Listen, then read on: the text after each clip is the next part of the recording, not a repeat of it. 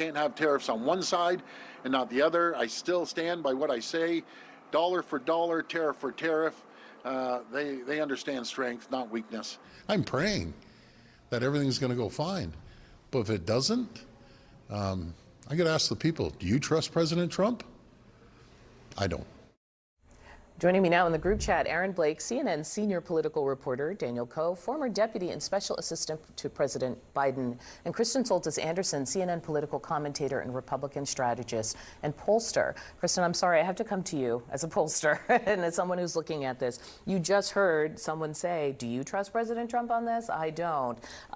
What are you kind of getting a sense from in terms of public response at this point, or even base response? So initially, when you had the Liberation Day tariffs and a lot of market turmoil, you began to see President Trump's numbers on the economy head south pretty quickly. This has always been something that, even for voters that don't love his tone, his tenor, his approach, they were at least previously sometimes willing to say, well, he's kind of good for my pocketbook.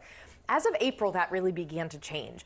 But for some of his base, they still held out hope over the summer. Look, this isn't going to be about big tariffs getting imposed. This will be about negotiation. We'll wind up in a good place where we're getting what we want. Right. And so arguably, I think it would be nice if countries like India and China were using less Russian oil for other geopolitical reasons. But how much will the American consumer be willing to bear? I think as we get close to the end of the summer, we're getting a real true test of those limits. Yeah, there's no question this has been a political liability. The tariffs seem to be something that very few Americans have been asking for. If you ask them in polls, like, do you like the tariffs? It's like 35%. But if you ask them, like, should we be doing this? Is this a priority for you? It's much lower than that. Republicans are kind of on board because it's Trump.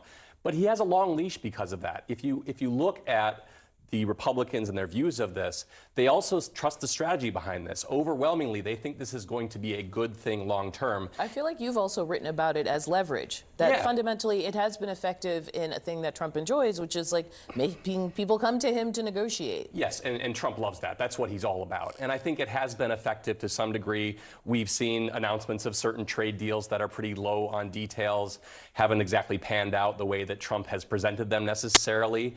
But it does give him some leverage on other countries. He's good at using that leverage. The question now is, can he extend that leverage to all these countries all at once, or does this create more economic pains that maybe causes those countries to say, I'm going to wait this out and see if he backs off of this. Right, and then the rest of us have to figure out if we want to wait it out, right, over time. I just want to raise the consumer price index for June, expose kind of what's going on with tariffs. Prices for appliances up 1.9%, computers 1.4%, sporting goods up. And also, I think toys rose for a second month in a row. Yeah, I think what we're seeing is a symptom of Trump's blowtorch approach towards tariffs versus what we did in the Biden administration was a scalpel approach.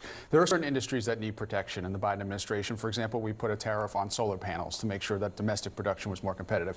But what happens when you have to the point of leverage, if your leverage isn't working, i.e. the indicators of the economy are showing that it's slowing, and you actually need these partners geopolitically, that becomes more of a problem for you. And instead of taking ownership right now, I think you're seeing the president lash out, right? He's blaming the BLS commissioner, saying the jobs report was faked. He's threatening to fire Jerome Powell. He's making up, new potential threats to India. And when you don't have the backup of, listen, I got the job growth, so I'm coming without you or not, you basically become naked, and that's what we're seeing right now. But if you look at a chart of tariff revenues, right, like, the Biden administration wasn't bringing in $30 billion, from other countries. Like, can't he turn and say there is an actual benefit? I guess it depends on what your benchmark for success is. Well, and I think it also, let's talk about the semiconductors of it all, right? Because that's the new piece of this. So you talked about wanting to protect American solar panel production. I mean, there is an argument to be made that it is not good that we are so dependent on Taiwan is really the place where we get all of our semiconductors. And it would be wonderful if in the U.S.